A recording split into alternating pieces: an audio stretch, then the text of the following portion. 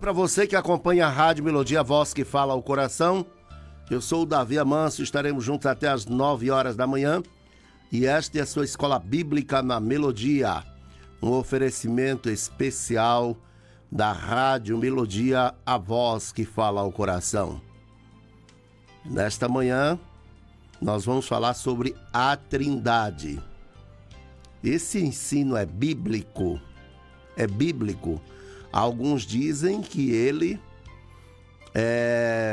não surge na igreja cristã.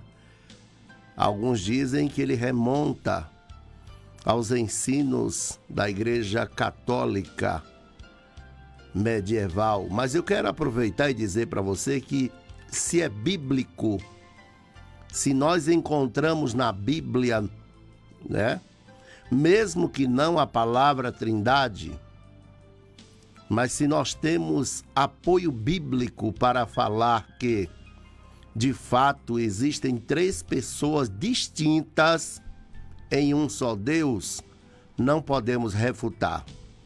Não temos como refutar. Então eu quero falar hoje basicamente para você, porque é um assunto muito vasto, não é? Um assunto muito vasto, e o Carlyle já está na sintonia, ligado aqui. Um abraço para o Carlyle, né? Sempre acompanhando a escola bíblica na Melodia. Então, nós não temos como rejeitar se nós temos apoio bíblico. A lição de hoje é a número 4. Número 4. Deus é triuno.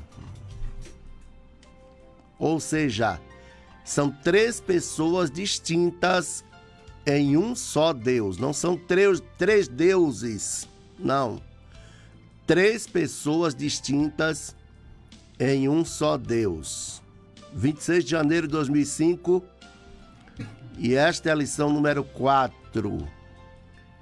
Então eu quero começar dizendo para você que essa doutrina sofreu oposição.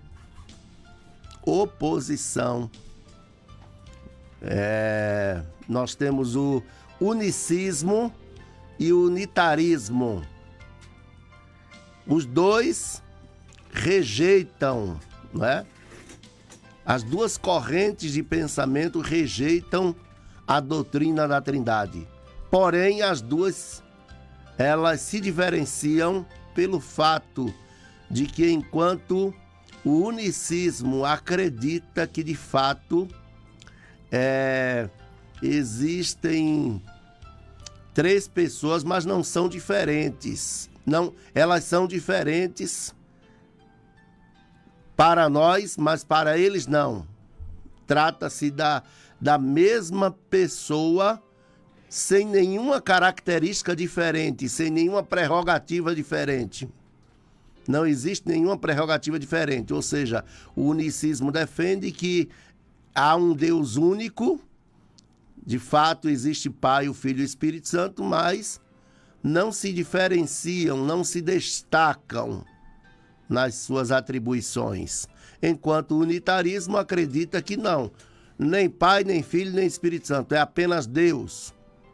E nós precisamos lembrar que para os judeus, né, vamos pensar lá no tempo dos hebreus, qual era a confissão de fé do povo hebreu?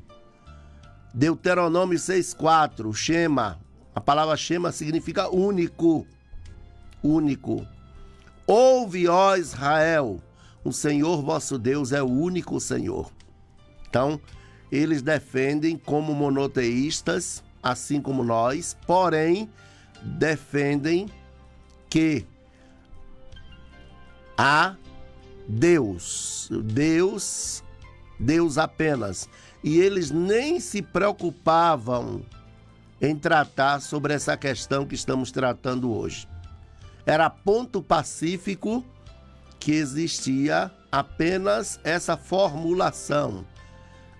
Há um Deus único e exclusivo, né? Que era o Senhor Deus, é o único Senhor. Então, essa formulação que está lá na Confissão de Fé dos Hebreus. Deuteronômio, que é repetição da lei, capítulo 6, versículo 4. Inclusive, isso era para combater o politeísmo. Era uma resposta ao politeísmo, porque o politeísmo é a crença em diversos deuses, vários deuses. Então, para refutar, rejeitar qualquer tipo de politeísmo, visto que Deus é exclusivo e não aceita a sociedade, então surge essa confissão de fé, que é o que nós precisamos hoje, de uma confissão de fé, porque por vezes nós não temos nada definido. Percebemos que na igreja cristã no Brasil, na igreja protestante do Brasil, nós não temos, uma definição em que nós cremos. Parece que por vezes falta essa posição clara da igreja. E quando tem, está num documento lá empoeirado, guardado a 7 chaves, e que não se menciona, não se pronuncia, e nós precisamos reafirmar a nossa fé. Em que nós cremos? Cremos nisso. Pronto. E aí, quem sabe, voltar a defender o nosso credo. Qual é o nosso credo, gente? Precisamos reafirmar a nossa fé, deixar bem claro em que nós cremos.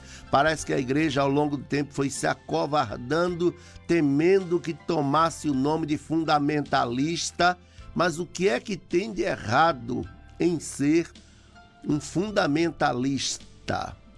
Em você ter fundamentos na sua fé?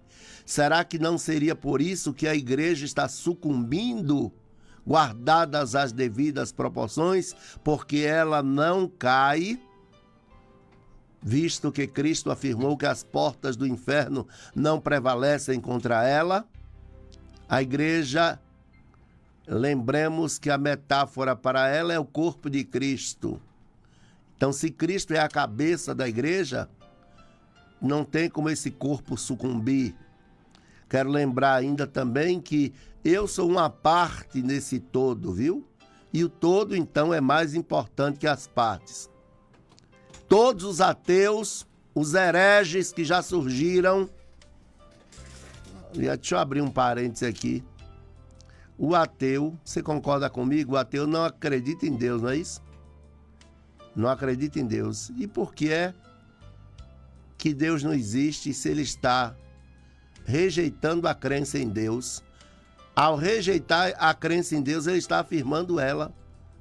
Ele está afirmando que de fato, de fato, ele está negando alguém. Então, como é que ele nega alguém e esse alguém não existe se ele está negando a existência dele? É contraditório, viu? Eu vi isso, inclusive, do arqueólogo, Rodrigo Silva. Mas agora pode botar na minha conta isso. Eu tenho dito que a incredulidade do ateu tem prazo de validade. É só até a coisa apertar. Porque quando a coisa aperta, todo mundo chama por Deus. Ok? Mas nem todos os ateus do mundo inteiro, nem todos os hereges do mundo inteiro conseguiram acabar com a igreja. Não conseguiram. Então não é hoje, os unicistas de hoje, os unitaristas, universalistas que temos aí, que vão acabar com a igreja. Mas nós precisamos pensar que ela pode não ser liquidada, mas ela pode enfraquecer nas suas bases teológicas. E o assunto que nós estamos a tratar hoje é sobre a Trindade e versa sobre isso, viu? Ao texto áureo: Portanto, ide e ensinai todas as nações, batizando-as em nome do Pai, do Filho e do Espírito Santo. Ó, você já tem aqui implícita a doutrina da Trindade. E digo implícita porque não está contida aqui a palavra Trindade. Você não tem aqui a palavra Trindade, como não vai encontrar na Bíblia inteira. Você não encontra a palavra Trindade. Agora aqui você já tem base. Ó, batizando-as em nome do Pai, do Filho e do Espírito Santo. Preste atenção que aí nós já temos uma base para afirmar que de fato nós temos três pessoas distintas em um só Deus. São diferentes, mas iguais. Agora, aí no Velho Testamento nós temos. Os teólogos afirmam, inclusive, que quando houve aquela reunião no céu, façamos o homem, a nossa, olha o plural, mais uma vez, a nossa imagem, né? Conforme a nossa semelhança. Ali, de acordo com os teólogos, nós já temos base para afirmar que a Trindade estava presente. Mas também tem em Gênesis, no livro do Gênesis, capítulo 3, versículo 22, desçamos e confundamos, não é? Primeiro Gênesis 1, 26, depois Gênesis 3, 22. Desçamos e confundamos, ou seja, o que antecedeu a decisão de confundir as línguas foi primeiro uma decisão conjunta. Desçamos e confundamos. Então eu quero dizer para você que de fato nós temos base para apoiar o ensino da Trindade. Nós temos base. E Paulo apóstolo, ele falou alguma coisa sobre isso? Falou também. E todo o vosso espírito, alma e corpo. Observe, você já tem aí uma figura de linguagem apontando para o que nós temos na Trindade. Ou seja, o que há no céu. Então, Deus, ao fazer o ser humano, parece que usou para o ser humano, aqui na terra, aquilo que tinha lá. Ó. Então, nós temos espírito, alma e corpo. Então, lá é Pai, Filho e Espírito Santo. Então, parece-me que esse façamos o homem conforme a nossa imagem e semelhança tem a ver também com essas três partes que nós temos, que já era uma amostra daquilo que existe no céu. Porque Deus, ao fazer o ser humano, e deixa eu lhe explicar aqui isso aqui como é importante. Ao Deus fazer o ser humano, ele faz com base naquilo que já havia lá. Veja você que nós somos indivíduos, correto? Nós somos indivíduos. Como indivíduo, você é único. Ou seja, ninguém é igual a você. Ninguém. Ninguém tem a digital que você tem. Pronto. Mas, ao mesmo tempo, somos iguais. Somos iguais. Inclusive, na alienação do ser genérico, o sujeito ignora isso. Ignora. Quando ele está alienado do ser genérico. Porque, embora sejamos diferentes, nós somos membros da mesma espécie. Ou seja, nós somos iguais. Gente é gente. Ó. Gente é gente em qualquer lugar. Nós somos iguais. Agora, imagine, no céu, são diferentes, mas iguais. Pai, Filho e Espírito Santo. São diferentes, mas ao mesmo tempo iguais. E eu não estou afirmando em nenhum momento que ser humano é Deus, viu? Não estou afirmando. Eu estou afirmando que nós fomos feitos imagem e semelhança de Deus. E parece que tem coisa que é lá, que acontece assim lá, sabe? E que teve uma referência de lá para fazer o que tem aqui. Ou seja, o Pai, o Filho e o Espírito Santo, ao mesmo tempo que são diferentes, são iguais. Então, eu quero aproveitar e lembrar que no livro de Provérbios, dos Provérbios, que não são apenas de Salomão, Agur, por exemplo, também escreveu, Jesus é descrito ali como a sabedoria de Deus. Capítulo 8, ou número, Provérbios 8, né? Número 8. Jesus Cristo é descrito como a sabedoria de Deus. Estava com ele no princípio, com ele. Ele quem? Com Deus. No princípio, não era Salomão, porque Salomão não estava lá. Folgava com as suas delícias. Era o seu arquiteto. Olha, que coisa interessante, né?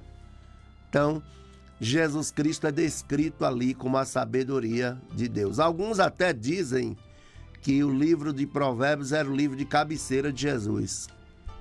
Mas eu quero pensar com você nesta manhã que essa doutrina, embora não esteja explícita, porque você não encontra inclusive o nome Trindade, nem no Antigo Testamento e nem no Novo Testamento, mas é possível dizer que nós temos apoio bíblico para afirmar que, de fato, o nosso Deus, ele é triuno, ou seja, são três pessoas distintas num só Deus.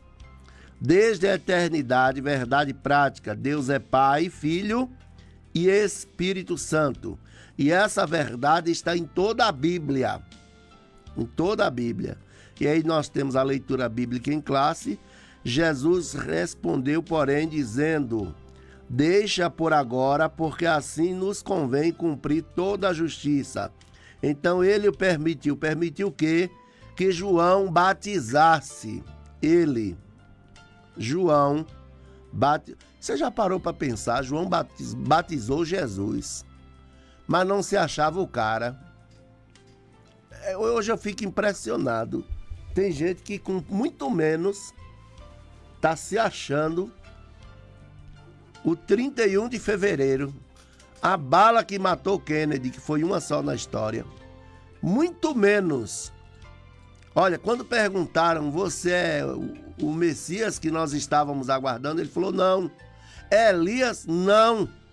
Então você é quem? A voz do que clama no deserto.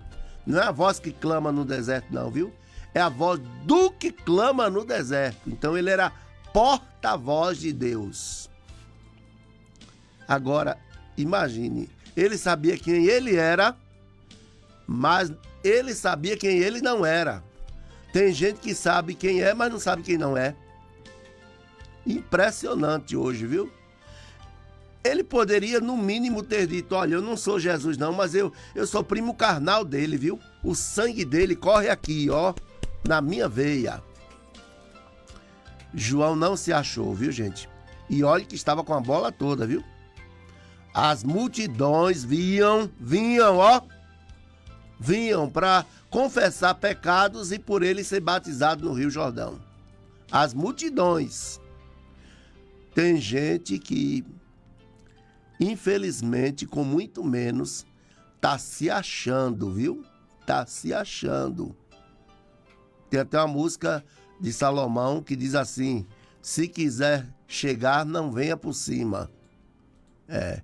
Porque ele diz que Jesus chegou na manjedoura, mas não disse que manjava. Eu acho muito interessante, viu? Agora, tem gente que sabe tudo, ainda quer ensinar.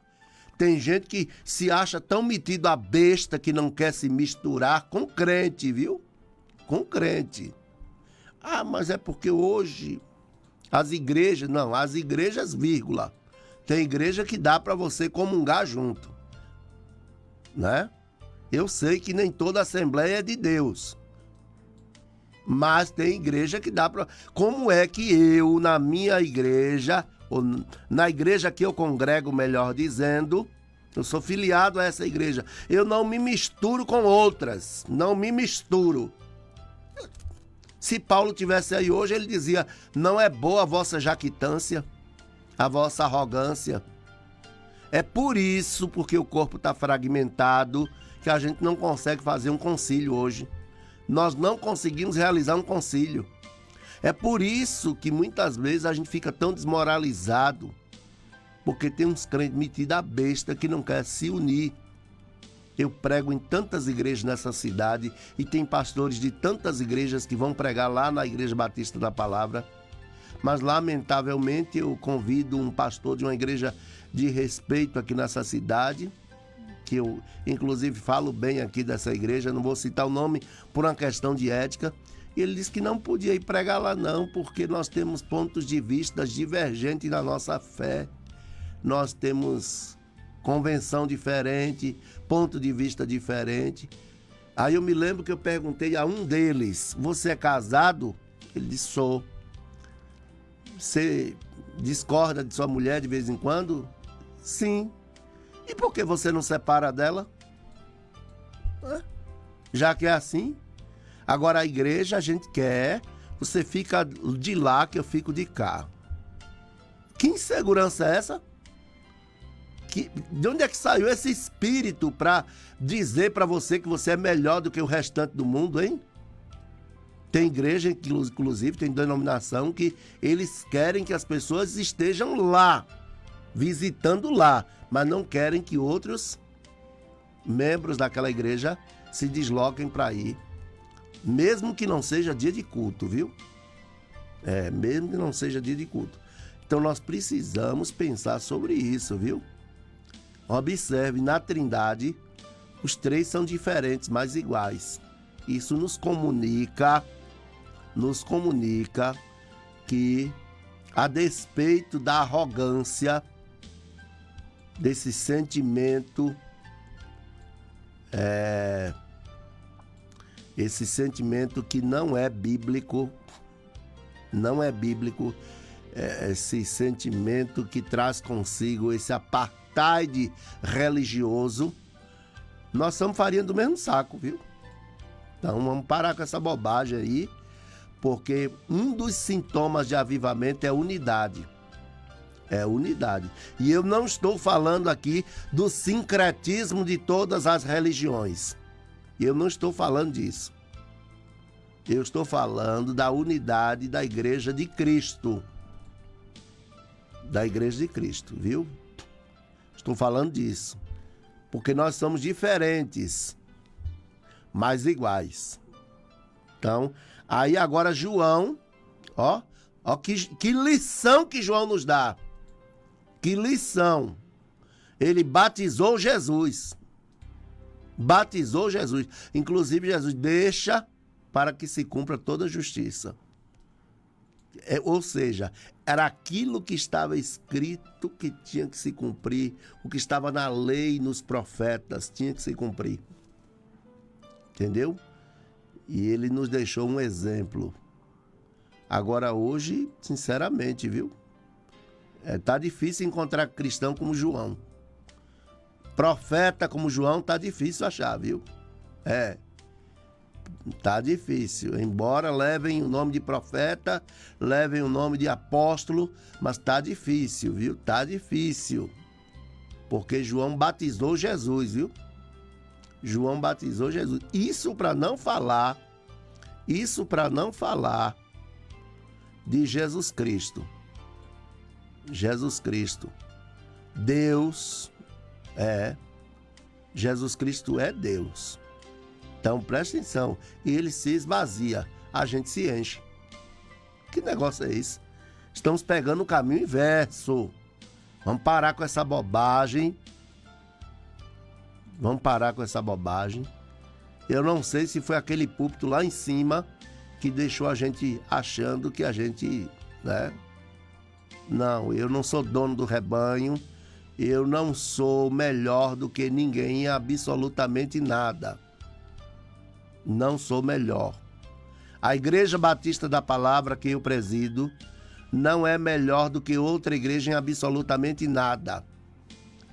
Seja batista, presbiteriana, metodista, Assembleia de Deus, qualquer igreja, ela não é melhor do que outras em nada. Ah, mas a minha igreja é histórica. É histórica. Desde história.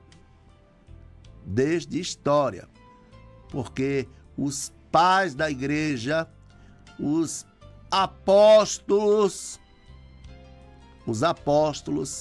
eles caíam na graça do povo e contavam com a simpatia de todo o povo. A igreja do primeiro século, que é a nossa referência, viu? Em termos de igreja, a igreja do primeiro século, essa igreja contava com a simpatia do povo e caía na graça do povo. E por que hoje é o contrário? Será que não é essa arrogância? Talvez a gente esteja pagando caro, né? Porque nós achamos que nós éramos a fina flor da espiritualidade, né? Uma santidade muito elevada. Aí quando tomou uma queda, aí o povo caiu em cima, porque nós nos apresentamos não como pecadores, nós não nos apresentamos como pecadores. Veja você os puritanos, né? Porque ao mesmo tempo que um puritano lá no século XVIII, século XIX e século XX também, viu? Ao mesmo tempo que estava falando com autoridade e uma santidade, sabe? Mas era uma santidade repulsiva e não atrativa.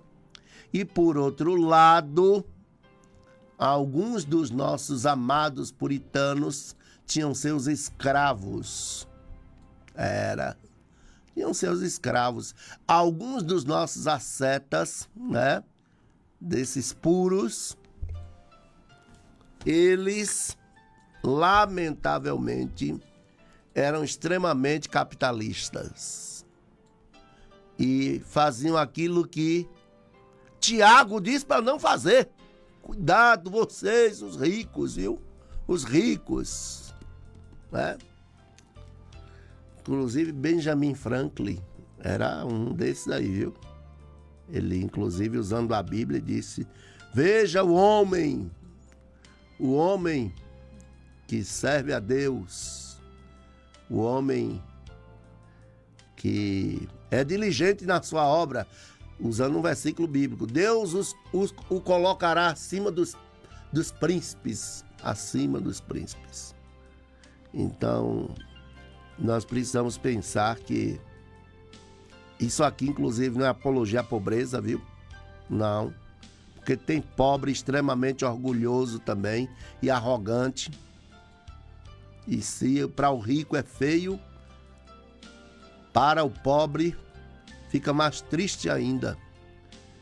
Mais triste ainda.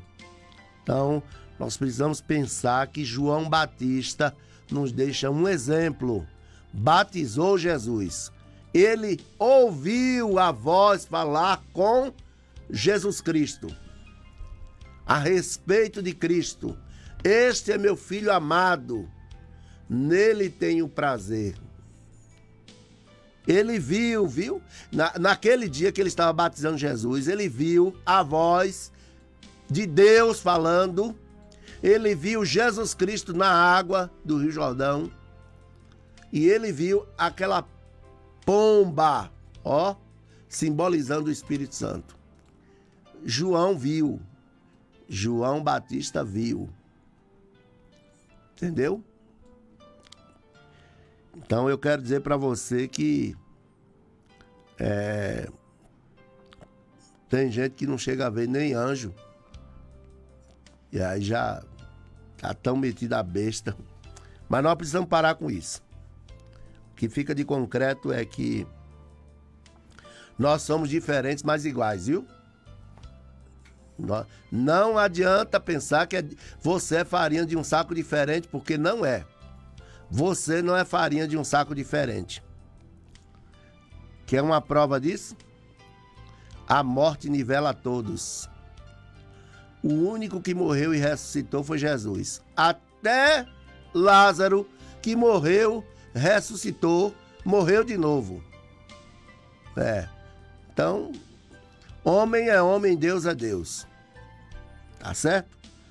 Eu não casei, eu não nasci de uma virgem, não morri numa cruz e nem ressuscitei ao terceiro dia. Isso é o que um certo pastor fala, inclusive. Por isso eu não posso ser senhor da igreja. Como a Bíblia apresenta a Santíssima Trindade? Eu gosto desse termo, Santíssima Trindade. Esse termo é muito apropriado. Porque nós perdemos ao longo da história a noção do sagrado, viu?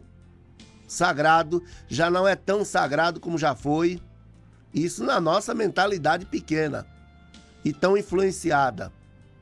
Encurtamos a distância entre o santo e profano e isso está dando problema.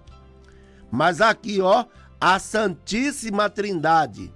Como é que a Bíblia apresenta ela? Então, nós precisamos pensar que não existem dois deuses, não. Ou um Deus no Antigo Testamento e outro Deus no Velho. O Deus do Antigo Testamento é o mesmo do Velho. O Deus do Antigo Testamento é o mesmo do Novo. Então nós precisamos pensar, cada uma das três pessoas é chamada de Deus. Cada uma das três pessoas é chamada de Deus. A mesma que ensina a ver um só Deus e que Deus é um só, ensina também que o Pai é Deus, o Filho é Deus e o Espírito Santo é Deus. O nome Deus se aplica ao Pai sozinho. Da mesma forma ao Filho e ao Espírito Santo. Agora, deixa eu explicar para você um negócio aqui interessante, que eu tenho visto muita gente querendo explicar. Nós estamos aqui somente para crer. O objetivo aqui não é explicar a Trindade, viu? Nós não estamos explicando a Trindade. Agostinho, no seu tratado sobre a Trindade, ele diz que está inclusive no livro Confissões, viu? Aparece lá no livro Confissões. Se você negar a Trindade, você entra em juízo. Se você tentar explicar, você perde o juízo. Porque é assim. Deixa eu tentar lhe dizer como é que funciona esse problema sem solução para nós. Eu sou um com você. Mas na Trindade é um no outro. Não é um com o outro. É diferente, viu? Sem falar que não tiveram, o Deus Pai, único, triuno, esse Deus, Pai, Filho e Espírito Santo, na sua essência, Deus não tem origem nem terá fim. Como é que nós explicamos isso? Não dá para explicar. A nossa mente é muito pequena, vamos aceitar isso, que é melhor, não é? Vamos aceitar. A nossa mente é muito pequena. Na verdade, Jó até disse assim, eu não me ocupo em coisas elevadas demais para mim. A gente deveria tomar essa atitude, não se ocupar em coisas elevadas, né? Eu mesmo, muitas vezes no seminário, dando aula, eu digo, não sei.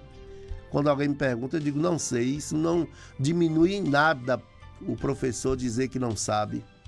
Não diminui absolutamente nada. Pelo contrário, ele está reconhecendo suas limitações. Nós temos limitações claras. Então, nós temos limitações. E aí, o comentarista pastor Ezequias Soares, né? Pastor Ezequias Soares, que é o que comenta esta lição, ele diz que lá no Antigo Testamento, não façamos o homem a nossa imagem e não desçamos e confundamos ali, né? Então está implícita a Trindade. E no Novo Testamento aí ele traz alguns versículos, né? Inclusive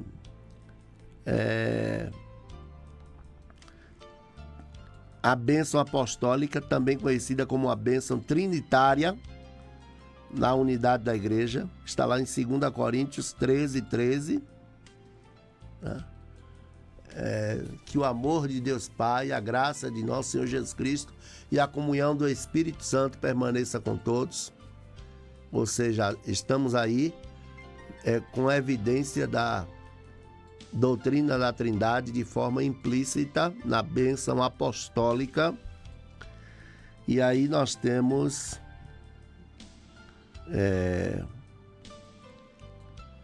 aí surge a pergunta: como é que pode ser 3 e ao mesmo tempo ser 1? É por isso que eu lhe disse que para nós é muito difícil para a gente explicar a Trindade, porque na nossa matemática 2 mais 1 é igual a 3, mas na matemática do céu é diferente. 2 mais 1 é igual a 1. Então, como é que é isso? Não força não, viu? Para não fumaçar. Não força não. Deixa como tá. Não precisa entender, basta crer. Eu resumo com essa frase. Segundo tópico da lição de hoje é as heresias contra a doutrina da Trindade. Aí ele traz o unicismo. Esse movimento, desde a sua origem no século III, é conhecido como monarquianismo, modalismo, participacionismo e sabelianismo. Os principais heresiarcas representantes desse movimento foram Noeto, Praxeas e Sabélio. O unicismo não nega a deidade absoluta do Filho e nem a do Espírito Santo, mas negam a Trindade, pois confundem as pessoas.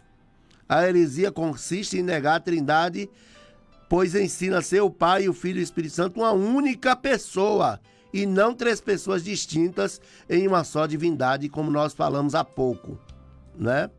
Porém, a Bíblia nos ensina diferente. A Bíblia nos ensina diferente, que são 3 pessoas distintas. 3 pessoas distintas.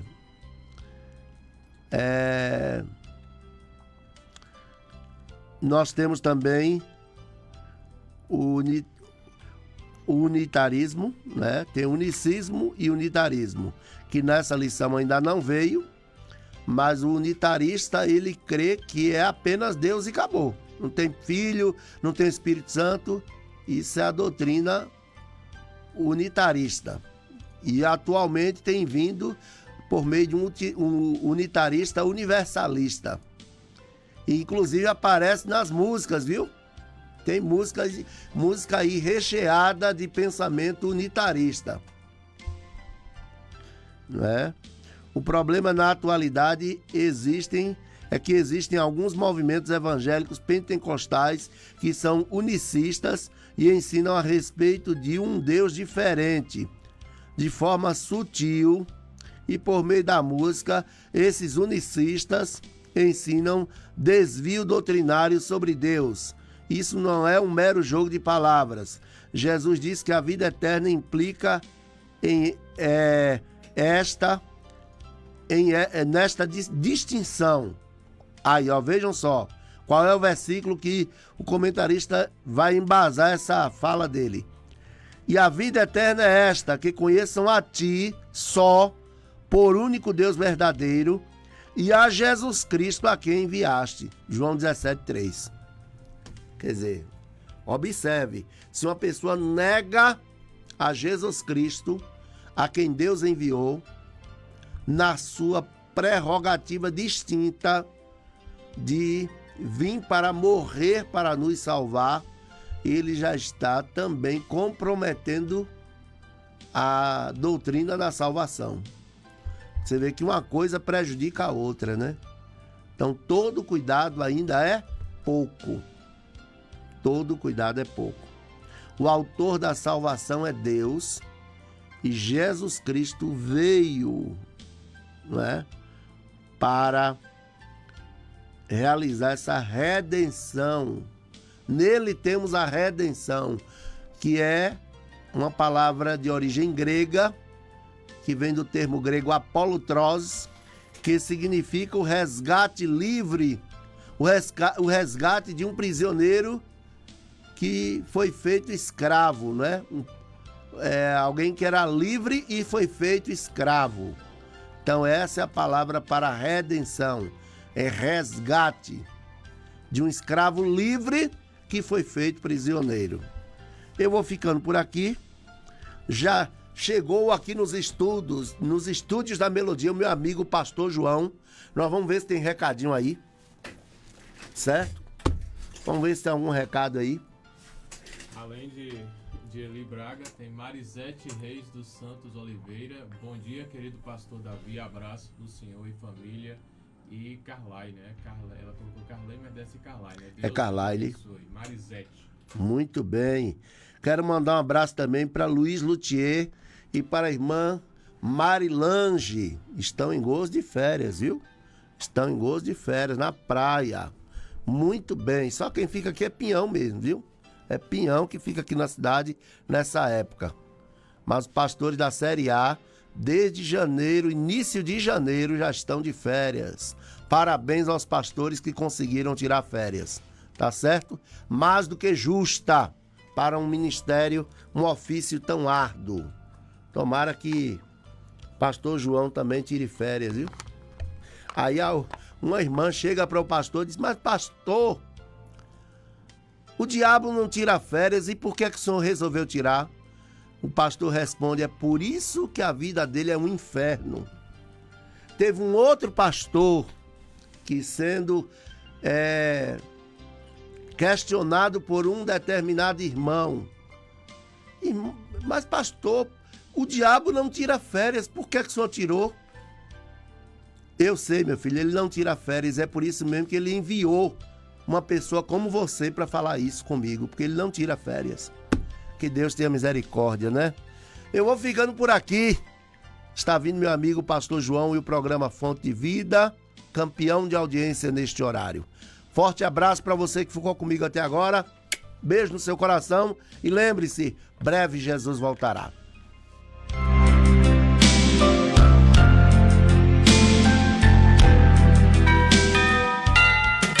Acerte com a gente.